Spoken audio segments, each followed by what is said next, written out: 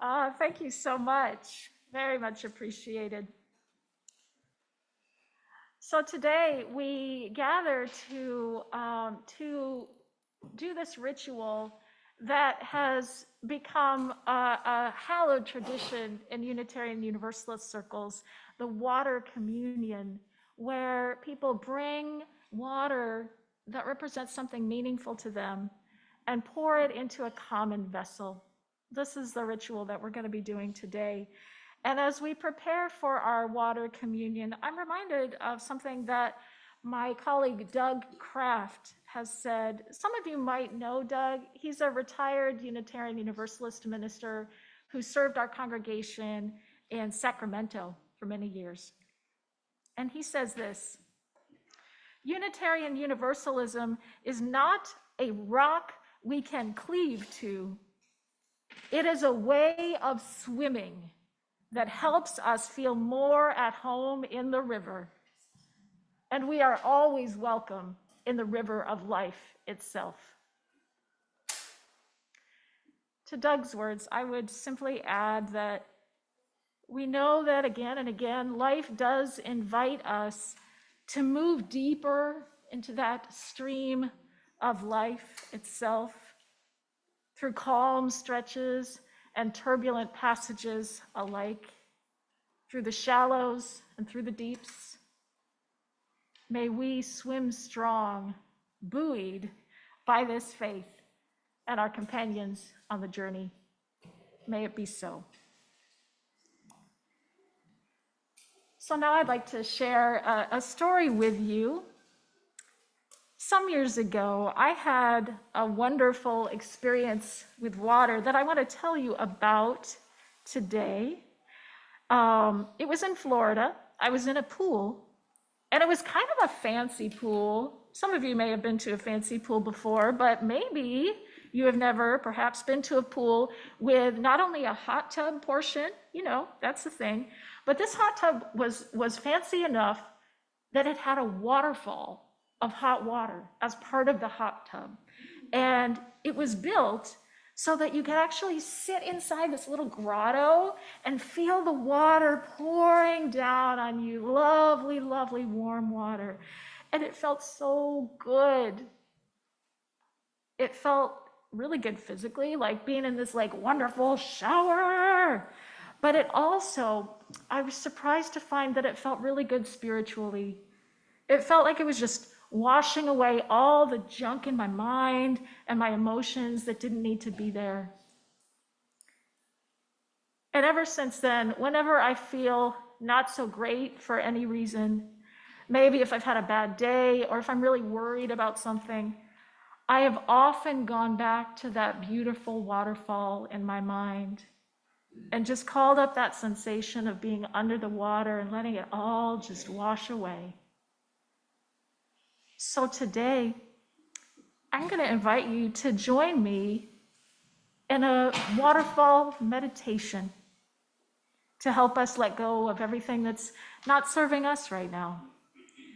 So this is an invitation for those who wish. If you're willing, close your eyes or just look down gently. And let's take a breath or two together.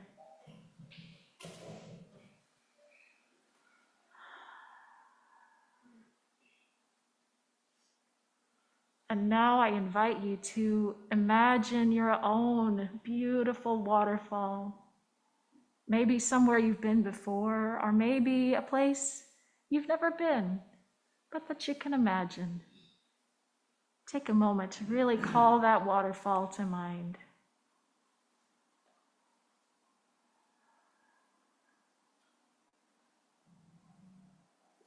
Notice the beauty of the water as it sparkles and rushes down.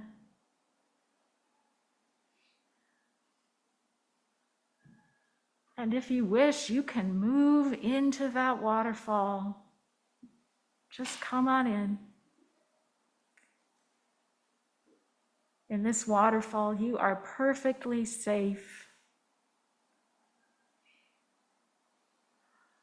Let the waterfall wash over you, knowing that this is healing water.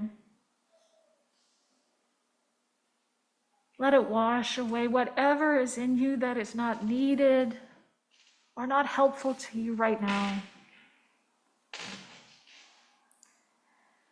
You might want to relax your shoulders a little bit.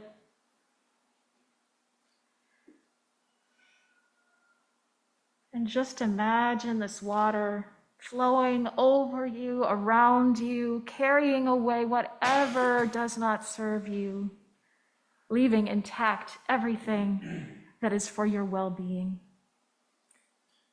Let's stay here under the waterfall for a few more breaths. And if you want to end early, you can always come out at any time. But let's try staying here under the waterfall for just a little longer.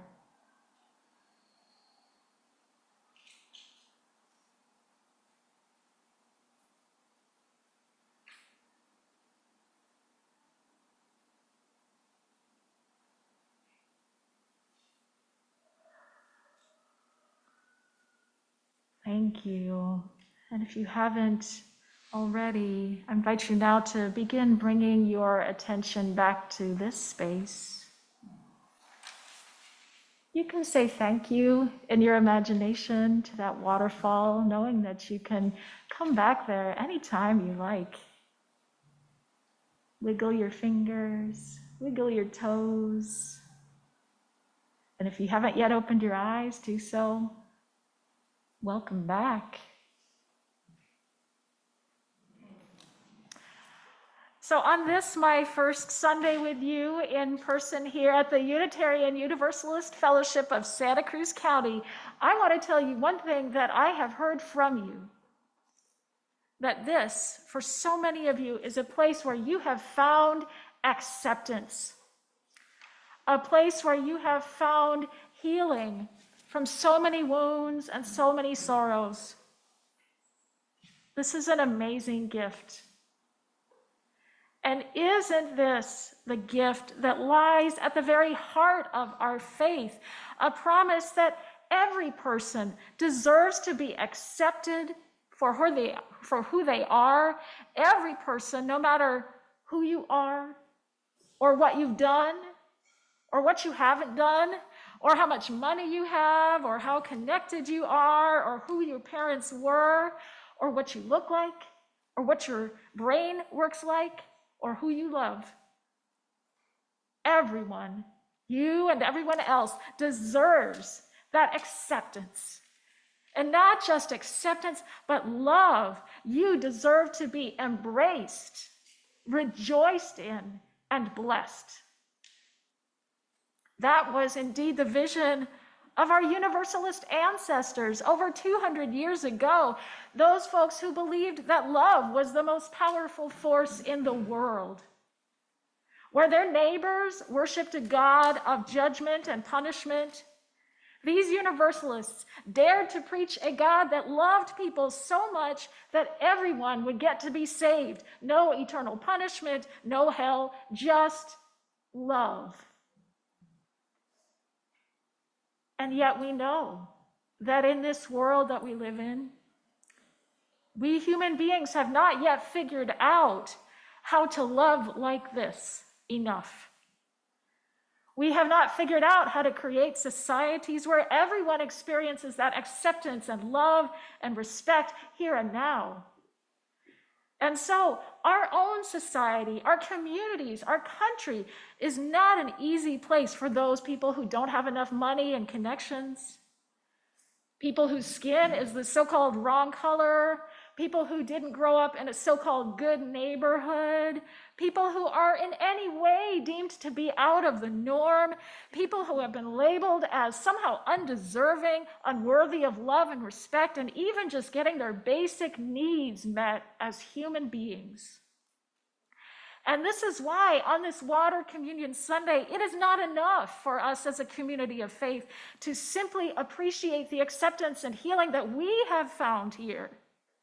Because we see the disconnect between our beautiful vision of universal acceptance and healing and the actual facts on the ground of our communities and our society and our world. And so we commit ourselves not just to lifting up that beautiful vision, but also working for it, so that the healing and acceptance that we have found here may be abundantly available to all people without exception. I don't know about you, but I am hearing the powerful words of Dr. Martin Luther King Jr. in my ears right now. Those words where he quoted the prophet Amos, "We will not be satisfied until justice rolls down like waters and righteousness like a mighty stream." That mighty stream of righteousness and those rolling waters of justice, they want to flow freely. But there are still so many obstacles in their way, so many pebbles and stones and boulders of fear, ignorance, and anger that block the flow of those waters of justice. Here's another thing that we know: each one of us can help liberate those rolling waters, each of us in our own beautiful way, pebble by pebble, stone by stone.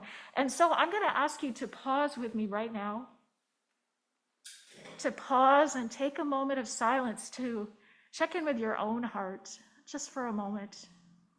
I'm going to invite you to close your eyes if you're willing, or just take your breath and ask yourself right now, what can I do to pass on the blessing of acceptance and healing that I have received?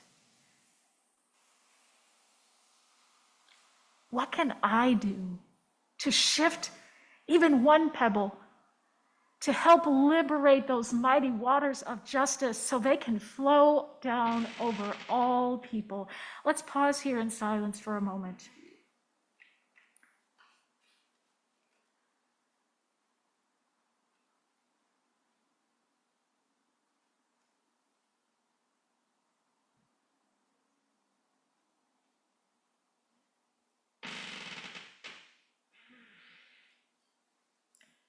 And now, whatever action arose in your mind and heart in the silence, will you take a moment to say a silent yes? This I will do. Make a commitment right now with your own heart and everyone here today as witnesses, a promise to yourself and the world to take one small action to free up the waters of justice that are so ready to flow. Let's pause for one more moment in silence so that you can say yes to that action that you can take.